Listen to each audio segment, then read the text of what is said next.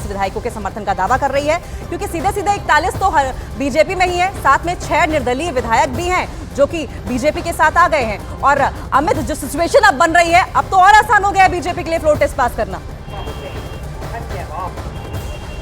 जी बिल्कुल, क्योंकि संख्या बल में पहले ही बीजेपी एक तरीके से कंफर्टेबल और बहुत आसानी से उसको पास करने की स्थिति में दिख रही थी, लेकिन अब जो ताज़ा कदम ये जेजेपी ने जो व्हिप जारी किया है, तो उसके बाद और ये राह आसान होती दिख जा रही है। और यही नहीं, इससे ये भी अंदाज़ा लगाया जा सकता है कि कल जब जेजेपी प्रमुख ने इस पूरे घटनाक्रम के बाद ट्वीट किया था, बधाई दी थी, तो पूरी तरीके से जेजेपी विरोध में उतरेगी बीजेपी के, तो इस बात की संभावना कम ही जताई जा रही थी। और आज जब ये फैसला जेजेपी करती है तो इस संभावना पर और ज़्यादा बल मिलता है। अब देखना ये होगा कि जेजेपी आने वाले दिनों में लोकसभा चुनाव प्रचार अभियान के दौरान या फिर यहाँ पर रैलियों के दौरान, अपनी इस सभा के दौरान क्या कहती है बीजेपी के प्रति, खासकर उस अपनी सहयोगी पार्टी के प्रति, उसका क्या रुख रहता है।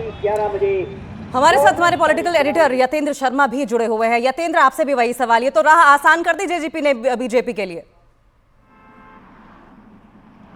देखिए बिल्कुल, और सुबह भी हमने यही कहा था कि जेजेपी के विधायक विधानसभा में उपस्थित नहीं रह सकते हैं, और ऐसे में बीजेपी के लिए विश्वास मत साबित करना बहुत टेढ़ी खीर साबित नहीं होगा, क्योंकि पहले ही उनके पास पर्याप्त मात्रा में विधायक हैं, और जब जेजेपी के विधायक भी कम हो जाएंगे तो फिर कोई दिक्कत नहीं है। यानी कि केवल एक खाना पूर्ति बीजेपी कर रही है, विश्वास मत हासिल करके, साबित करके। सरकार को कोई खतरा नहीं है। जहाँ तक आप जेजेपी की बात कर रही हैं, तो जेजेपी आज हिसार रैली से पहले अपने पत्ते नहीं खोलना चाहती। इन्होंने सभी विधायकों को हिसार रैली में आने के लिए बोला है, और एक ताकत का प्रदर्शन हिसार में जेजेपी नेता करेंगे, दुष्यंत चौटाला। और जो सूत्र बता रहे हैं कि एक भावुक यानी कि इमोशनल करने वाली स्पीच करेंगे कि उन्होंने हरियाणा की जनता के लिए काफी कुछ किया, और अपने हिस्से की वो सीटें बीजेपी से मांग रहे थे, लेकिन बीजेपी ने एंड टाइम पर धोखा दिया। यानी कि एक इमोशनल कार्ड खेलने की कोशिश यहां पर हिसार में दुष्यंत चौटाला कर सकते हैं, और यही मैसेज देंगे कि उन्होंने अपने समुदाय के नहीं, पूरे हरियाणा के लिए काम किया। और ऐसे में जब उनके हिस्से की बात आई लोकसभा सीट मांगने की, तब बीजेपी उनको धोखा देती हुई नजर आई। तो ऐसे में बगावती तेवर एक कह सकते हैं बीजेपी पर अटैक करते हुए नजर आएंगे। बस इंतजार हिसार रैली का। 2024 को हुए दुखद निधन पर गहरा शोक प्रकट करता है। उनका जन्म 2 फरवरी 1932 को हुआ। उन्होंने वर्ष 1954 में एस.ए. जैन उच्च विद्यालय अंबाला शहर में विज्ञान अध्यापक के रूप में शैक्षणिक जीवन की शुरुआत की। वर्ष 1965 में मुख्य अध्यापक के पद पर पदोन्नत हुए तथा 20 मई 1994 को प्रिंसिपल के पद से सेवानिवृत्त हुए। वे वर्ष 1996 में हरियाणा विधानसभा के सदस्य चुने गए। वे 22 मई 1996 से 14 दिसंबर 1999 तक हरियाणा विधानसभा के उपाध्यक्ष रहे। वे कई सामाजिक संगठनों के पदाधिकारी भी रहे। उनके निधन से राज्य एक योग्य विधायक एवं कुशल प्रशासक की सेवाओं से वंचित हो गया है। यह सदन दिवंगत के शोक परिवार के सदस्यों के प्रति अपनी हार्दिक संवेदना प्रकट करता है। कादियान साहब। थैंक यू स्पीकर साहब। ये शोक प्रस्ताव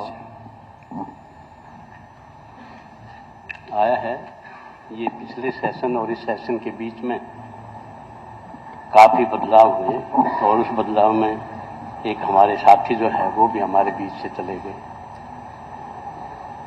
ये सदन हरियाणा विधानसभा के भूतपूर्व उपाध्यक्ष श्री फकीर चंद अग्रवाल के 6 मार्च 2024 को हुए दुखद निधन पर गहरा शोक प्रकट करता है। उनका जन्म 2 फरवरी 1932 को हुआ। उन्होंने वर्ष 1954 में एस.ए. जैन उच्च विद्यालय अंबाला शहर में विज्ञान अध्यापक के रूप में शैक्षणिक जीवन की शुरुआत की। वर्ष 1965 में मुख्य अध्यापक के पद पर पदोन्नत हुए तथा 20 मई 1994 को प्रिंसिपल के पद से सेवानिवृत्त हुए। वे वर्ष 1996 में हरियाणा विधानसभा के सदस्य चुने गए। 22 मई 1996 से 14 दिसंबर 1999 तक हरियाणा विधानसभा के ऑनरेबल डिप्टी स्पीकर रहे। वे कई सामाजिक संगठनों के पदाधिकारी भी रहे।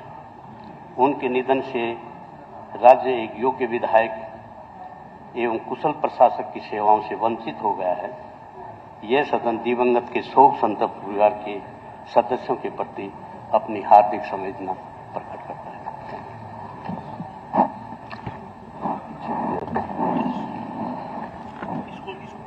माननीय सदस्यगण, माननीय मुख्यमंत्री जी ने इस सदन में जो शोक प्रस्ताव रखा है और प्रतिपक्ष के हमारे माननीय सदस्य ने जो अपनी संवेदनाएं प्रकट की हैं, मैं भी अपने आप को उनकी भावनाओं के साथ जोड़ता हूं और शोक व्यक्त करता हूं। मैं परमपिता परमात्मा से प्रार्थना करता हूं कि वे दिवंगत आत्मा को अपने चरणों में स्थान दें। मैं इस सदन की भावनाओं को शोक संतप्त परिवार के पास पहुंचा दूंगा। हम सीधा हमारे पॉलिटिकल एडिटर यतेंद्र शर्मा का रुख कर लेंगे। यतेंद्र, विशेष सत्र की कार्यवाही जो है वो शुरू हो गई है। पहली बार नायब सैनी विधानसभा पहुंचे हैं, लेकिन जानकारी मिल रही है सूत्रों के मुताबिक कि व्हिप जारी करने के बाद कम से कम 3 विधायक ऐसे हैं जो इस वक्त सदन में मौजूद हैं।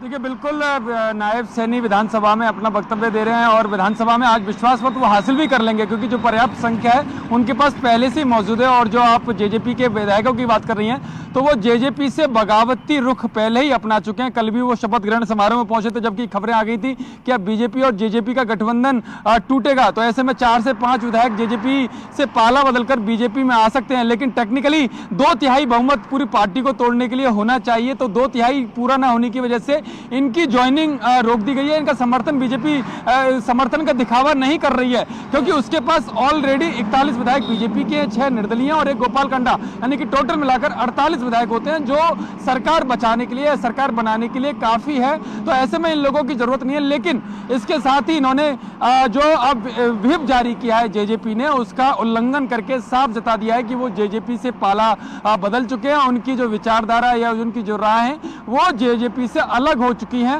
और अब जेजेपी जब हिसार में रैली होगी दुष्यंत चौटाला की, तो वो इस बारे में साफ अपना रुख करेंगे कि आखिरकार वो किस तरह से अब गठबंधन से अलग होने के बाद किस तरह का रास्ता अख्तियार करते हैं। लोकसभा की जो 10 लोकसभा सीटें हैं, जहां वो बीजेपी से 2 से 3 सीटें मांग रहे थे, क्या अब वो अकेले दम पर 4 से 5 सीटें लड़ेंगे, या सभी 10 लोकसभा सीटों में वो अपने उम्मीदवार उतारेंगे। और उससे कुछ देर के बाद स्थिति क्लियर हो जाएगी। लेकिन इतना तय है कि जो जेजेपी के बागी विधायक है वो अपने रुख पर कायम है और उन्होंने व्हिप का उल्लंघन करके विधानसभा में पहुंच गए हैं। जी, लेकिन यतेंद्र, विजन क्या आपको दिखाई दे रहा है? आमतौर पर व्हिप जारी किया जाता है मौजूद रहने के लिए, यहाँ तो गैर हाजिर रहने के लिए जारी किया गया है। देखिए, बिल्कुल, क्योंकि जेजेपी के प्रमुख जो हैं दुष्यंत चौटाला, उनके लिए उनकी रैली काफ़ी महत्वपूर्ण है। हर साल वो रैली इस जन्मदिन पर करते हैं और हिसार में पहुंचने के लिए उन्होंने अपने सभी विधायकों को बोला था और वो चाहते कि एकजुट विधायक नजर आए। और शायद यही कारण था कि व्हिप जारी करके उनको अनुपस्थित रहने के लिए बोला गया कि वो विधानसभा में ना आकर हिसार रैली में पहुंचे। अगर कोई उपस्थित रहता है तो पार्टी उनके खिलाफ कार्रवाई करेगी, क्योंकि व्हिप का उल्लंघन सीधा पार्टी के निर्देशों की अवहेलना करना है। ऐसे में जहां दुष्यंत चौटाला एक मैसेज दे रहे हैं कि उनको मजबूर किया जाएगा इन विधायकों के खिलाफ